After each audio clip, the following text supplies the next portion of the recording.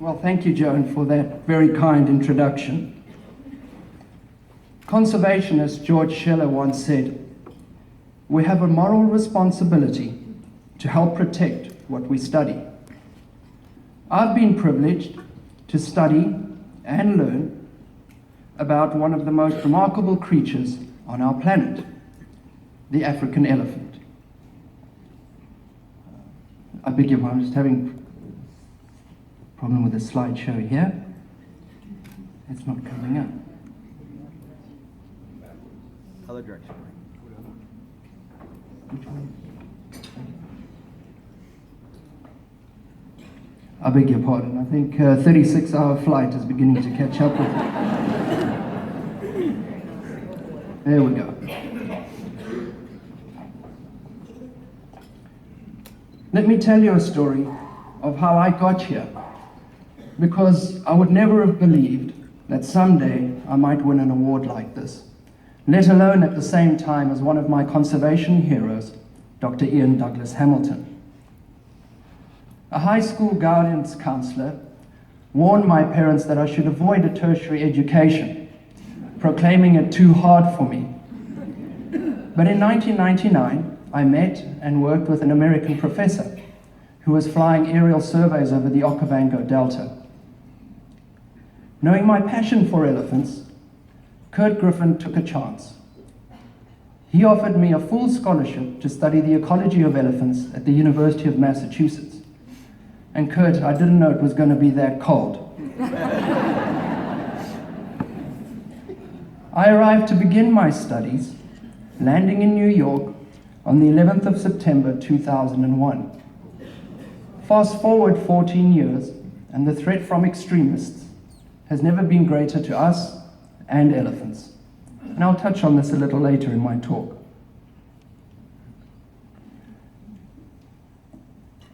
I read for my doctorate during a 20-year time of peace for elephants.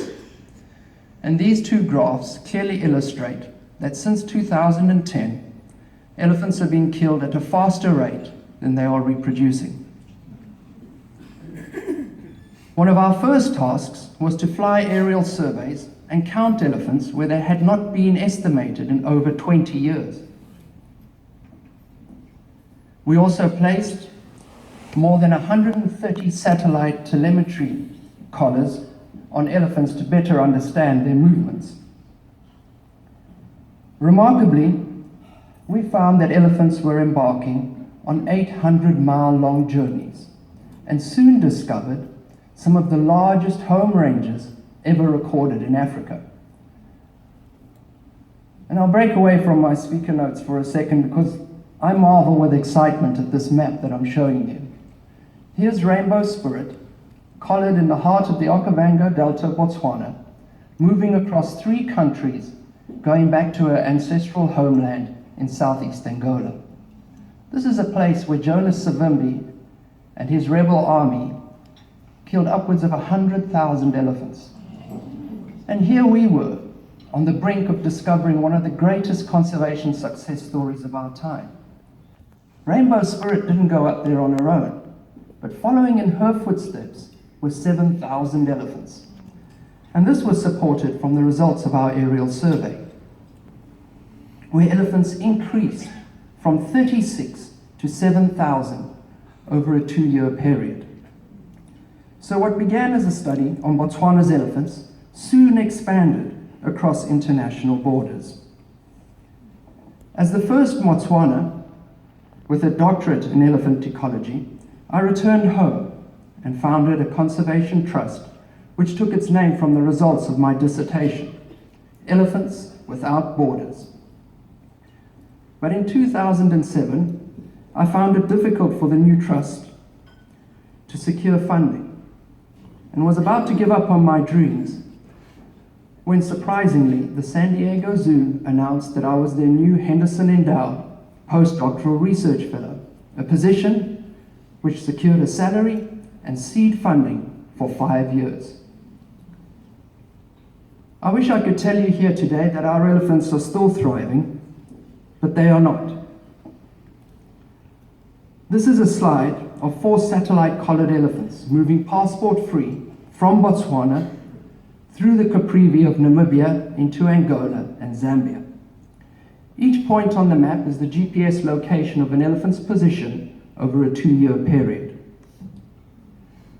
Notice the fluid movements north into Angola and Zambia. But we have documented, with regret, the retreat of elephants from habitats they were quickly reoccupying. They are now returning to the safety of Botswana. The present Ivory War has hampered the dispersal and growth in elephant numbers that took place between 1990 and 2010. Concerned by these now limited movements, why weren't elephants moving back into their ancestral lands? We decided to fly an aerial survey over one of the parks just to the north of Botswana, which in 2005 had about 2,000 elephants. We counted just 33 live elephant and 55 elephant carcasses. In the Kwando corridor alone this year, a major gateway linking Botswana to Angola, about 1,000 vultures have died from feeding on poisoned elephant carcasses. It is within the context of these frightening losses of elephants and escalating elephant poaching that Elephants Without Borders was selected by American philanthropist Paul Allen to lead the Great Elephant Census, a very ambitious attempt to count Africa's savanna elephants. I'm proud to report that we're still in the middle of the Great Elephant Census and we're about to survey our last country, Angola, and at the end of it we would have counted elephants in 21 countries. How many elephants are left in Africa today? It's an open debate. Some key populations have not been counted in over 12 years, and in some places their fate is completely unknown. We are compiling the data, and inherently the news is bad. We've recorded a 60% decline of elephants in Tanzania, a 50% decline in Mozambique. I've counted the last 36 elephants in the Horn of Africa, a unique race of Loxodonta, who appear to be following the same dismal fate as their pachyderm colleagues, the northern white rhino. I've seen how Al-Shabaab have destroyed a country's tourism industry, the foundation of successful wildlife conservation. And I can go on about this dark forecast, but let me simply say that we are sentencing elephants to live in small, unviable, and dysfunctional populations with disturbed social structures. But it is not all bad news.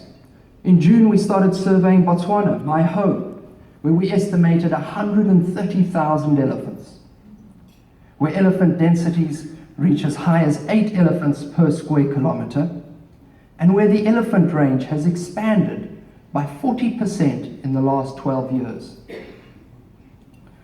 So although the future of the African elephant may look bleak at this time in our history, as long as we have national leaders who are passionately committed to elephant conservation, such as we have in Botswana, we will succeed in stemming the tide and conserving the magnificent African elephant. An award like this is a reflection of the many supportive people who have influenced me throughout my life.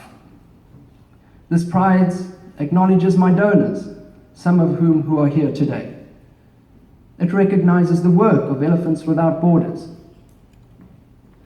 The American professor, who took a special interest in me and shared his infectious optimism and passion for conservation, is here today. Kurt, thank you for your support and inspiration. Thank you, Kelly, for your commitment, hard work, and above all care, not just for me, but for all things great and small.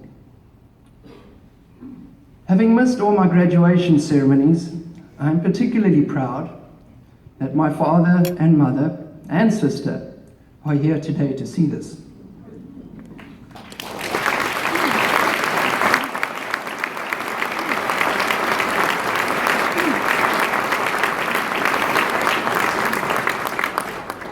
Unbeknown to me at the time, my mother applied for me to attend university when I thought I was destined to become a safari guide. My application was accepted, and I stand here today solely because of her matriarchal spirit. Thanks, Mom.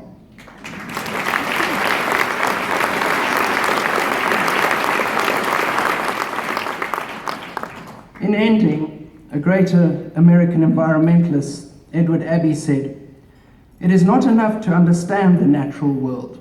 The point is to defend and preserve it." The first half of my career has been spent on understanding the science of elephants. And looking to the future, I will now devote time to preserving the existence of elephants. And this relates to the question that I've been asked by many people here today. How will I spend the very generous gift that comes with this award? For the past, excuse me, I've lost track.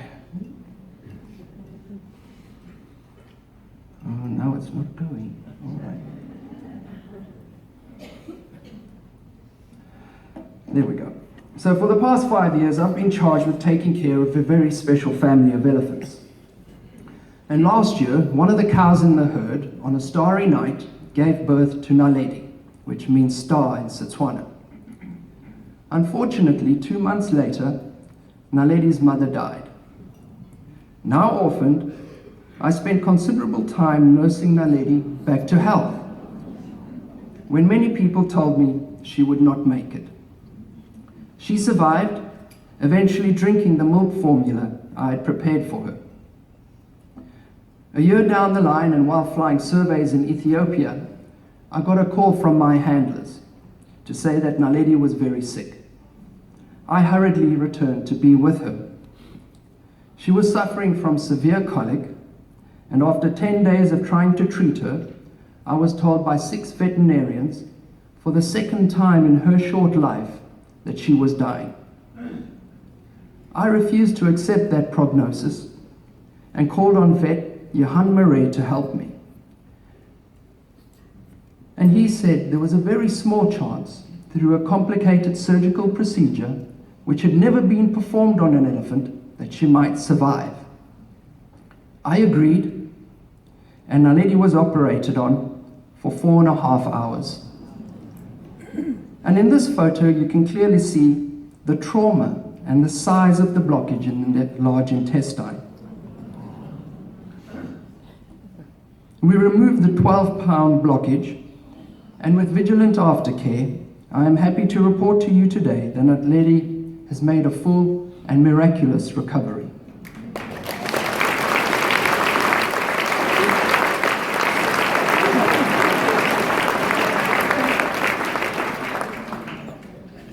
I remain inspired by this little elephant's determination, and my thoughts turn to all the orphaned elephants and rhinos in the wild that are not afforded the opportunity of a second chance. So I will use this money to establish the first elephant sanctuary in Botswana that will rescue, rehabilitate, and reintroduce orphaned animals back into the wild.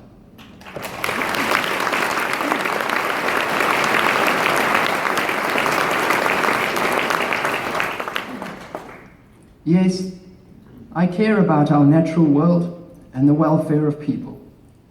And if I deserve a prize for that, well then, so does everybody else in this room. Thank you.